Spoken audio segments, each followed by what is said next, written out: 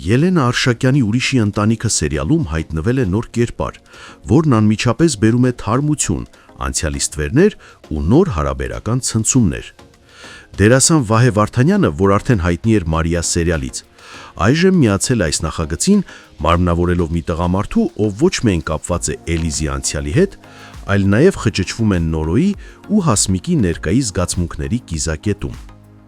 Նրա կերպարը, Սեթը, մի ժամանակ Էլիզի սիրելին է եղել։ Նա արտասահմանում է բնակվել իր ընտանիքի հետ, բայց հիմա Էլիզի հանդեպ սիրո մղումով վերադարձել է Հայաստան։ Սա արդեն հուշում է, որ նա գալիս է ոչ միայն անցյալն ապրելու, այլ նաև փորձելու վերականգնել մի բան, որը կորստի շեմին է եղել։ Սեթը սիրում է Էլիզին, եւ նա բացահայտ կերպով չի ուզում կորցնել նրան։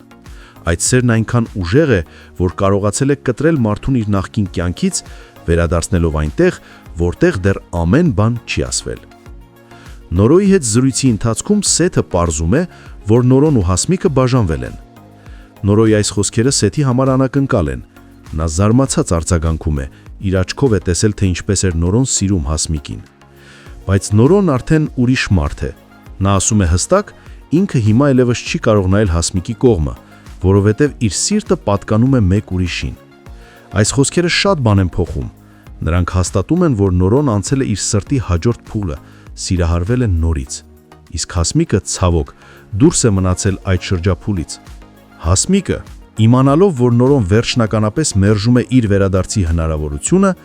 զայրանում է, բայց ոչ միայն Նորոյի վրա։ Նրա զայրույթի հիմնական հասցեատերը դառնում է Էլիզը։ Նա բացահայտ ասում է Էլիզին, որ հենց նա է մեղավոր ամեն ինչի մեջ։ Հասմիկն ասում է, որ իր ստի միակ պատճառը եղել է Էլիզը, եւ հենց այդ ստով էլ ինքը կորցրել է Նորոյի սերը։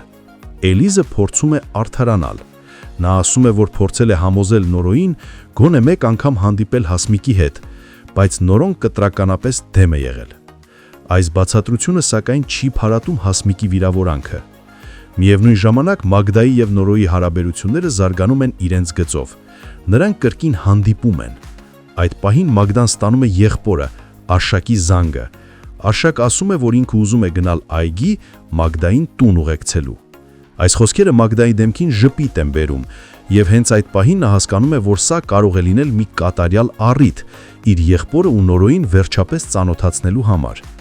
Նորոն դեմ չէ, բայց մի փոքր զարմացած է Մագդայի այդքան շտապողականությունից։ Սակայն արդեն ուշ է, շախմատի խաղաքարը շարժվել է։ Եվ ահա քիչ անց գալիս է Արշակը։ Վերջապես կայանում է այդքան սպասված հանդիպումը Արշակի եւ Նորոյի միջև։ Սա ոչ թե պարզապես երկու տղամարդու ծանոթություն է։ Սա բախում է անցյալի կասկածների, ներկայի ճշմարտությունների ու ապագայի հարցականների միջև։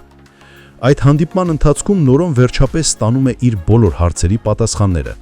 Պարզվում է, ինչու է Էլիզը մտել այդ տուն աշխատելու, ինչու է ձգտել մուտք գործել այդ ընտանիքը։